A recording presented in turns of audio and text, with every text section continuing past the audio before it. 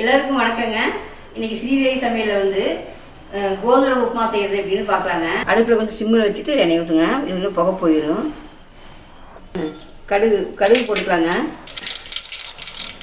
இப்போ கடலைப்பருப்பு உளுந்து பருப்பு போட்டுக்கலாங்க. அடுத்து வெங்காயம்,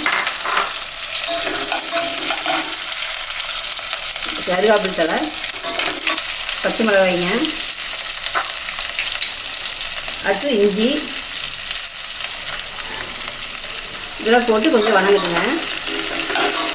அதுக்கப்புறம் தக்காளி போட்டுக்கலாங்க. ஒரு கப்புக்கு 2 டம்ளர் தண்ணி, 3 டம்ளர் தண்ணி ஊற்றிக்கிறேங்க.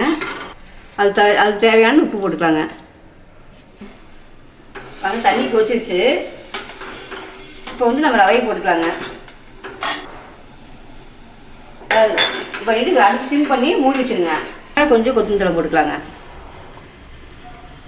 சர்க்கரை வச்சு கொஞ்சம் வச்சு சாப்பிட்டு அதுக்கப்புறம் தயிர் வச்சு சாப்பிட்டுக்கலாம். நீங்களும் இது மாதிரி உப்புமா செஞ்சு சாப்பிட்டு எப்படி இருக்குன்னு சொல்லுங்கள் கமெண்ட்டில்.